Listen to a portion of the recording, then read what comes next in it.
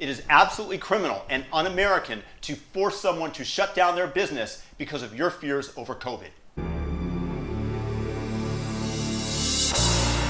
COVID is real. COVID is here. It was introduced to us by the Chinese laboratory in Wuhan. In all likelihood, that is the current consensus among scientists. It's not something to be totally poo-pooed. Yes, many people have had it. Yes, many people have been exposed to it. That's not necessarily a bad thing if it didn't have a negative effect on you. And yes, it does leave some people reeling. It does kill some people. However, it is absolutely criminal to force people to shut down their businesses. Washington State just announced that they were locking down again. I know this. I have a friend, a good friend, who has a business, a personal training center in Vancouver, Washington.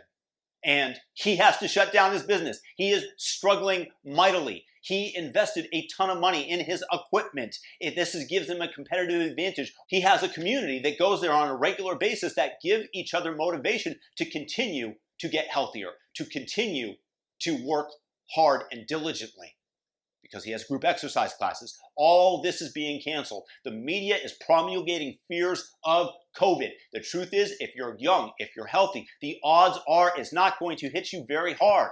Those are statistical probabilities. Yes, if you're 80 and you have pre-existing conditions, you might be in more trouble than others. For those people, I highly advise that you choose and elect to stay home when people come over. Of course, they should mask up.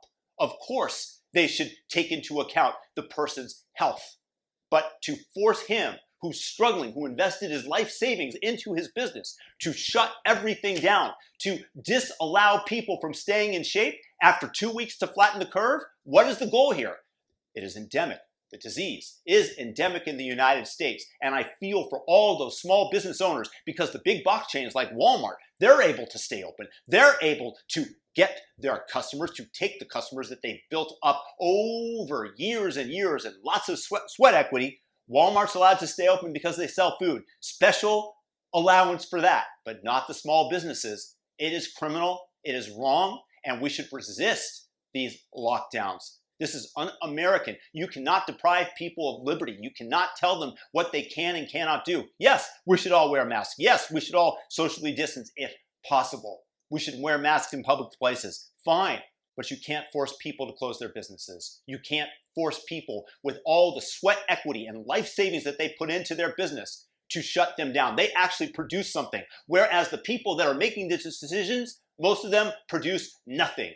These are the people that go out every day that try to increase the quality of other people's life in exchange for a financial incentive. This is what personal trainers do. This is what people that have a massage therapy, whatever business that might be, to force them to close down, even a tattoo parlor. I would never get a tattoo.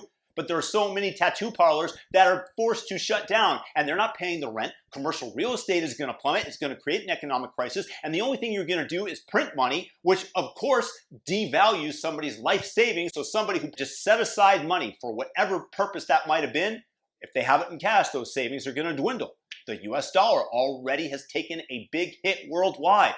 Why are we locking down? It doesn't make any sense to me. Again, if it would do something to stop the disease, so you shut down for 2 weeks, 4 weeks, 6 weeks, 8 weeks. How long do we live?